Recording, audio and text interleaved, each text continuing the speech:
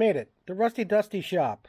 I'm Kevin, the Rusty Dusty Picker. I'm going to do a quick video here, just giving you another idea on putting pieces together. I've been making some signs, churning out quite a few signs lately, and I want to show you how some of those inexpensive pickups from garage sales and yard sales and such can work very well for making signs to resell.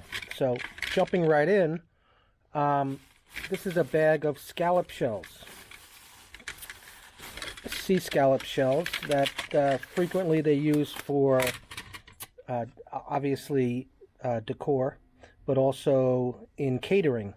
They would either make scallops and have them in there, or they would serve hors d'oeuvres or what have you in these as well. So I got this whole bag of about 10 or 12 of them, actually 2 bags, for $1 or $2. I forget what it was. So and they can go a long way to making a nice piece very, very simply. So what I think I'm going to do, just as an example with this, is to make a welcome sign. Just a nice little nautical shell-based welcome sign with a piece of wood that also, I also acquired either, I'm not sure where I got this from, but it was already painted this greenish aqua color.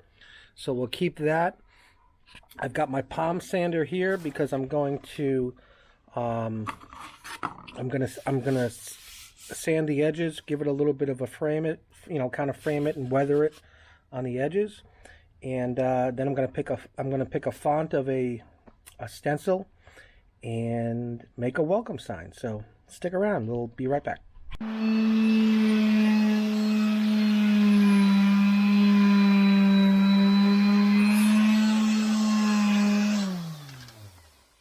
Alright, so that's kind of the look we're looking for right there. Just expose the edges, get the as you can see here, just get it exposed all the way around. Frames it up, makes it look worn. I'll do a little bit more sandpapering to it just to cut through some of the darker green, and then the next step is to stencil it. Alright, so I picked out sort of an informal, kind of whimsical font for the welcome sign, and I did apply the letters. I also did glue on this scallop shell here, and now I'm just going to do a little bit more sanding of it, just to have some of the grain come out in the wood, and then I'll take it out for a clear coat spray, and then I'll come back and show you the finished product, and we'll talk about why I pick up inexpensive items that can be repurposed. So there we go. Now that we're done, just a basic little welcome sign, quick.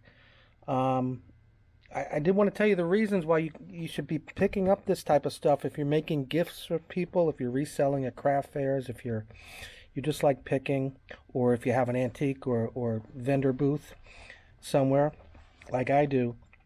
The reasons include, basically, it doesn't take very long to produce something like this. So this whole little project took me about 10 or 15 minutes total, believe it or not, and cost me almost nothing. I'm less than $1, I'm sure, everything included, which is great, because you can, if you're reselling it, you can keep your price down and competitive with a store, but at the same time you have a one-of-a-kind piece. This is something that can't be purchased in the store. You have no competition. You can get ornate with it. You can be very plain like this is, and like I said, it's one of a kind, cheap, and takes very little time to make, except waiting for the glue to dry sometimes, or the epoxy, and but that's not that big of a deal. And of course, it's fun to do. So anyway, I'm gonna continue showing you some of the cool things I pick up. I'm going to show you crafts that can be made out of repurposed items like these. That I personally used to walk by, and now it's goes very well in my booth at Remember Yesteryears in Oakdale. So if you're on Long Island, visit us at Remember Yesteryears. You're going to see a little pop-up here in about 10 seconds of where we're located, and they are located 120 vendors in there, and great stuff, worth visiting a couple of times a month at least. Um, Inventory turns over very, very quickly daily, as a matter of fact. So, anyway, thanks for coming. See you next time.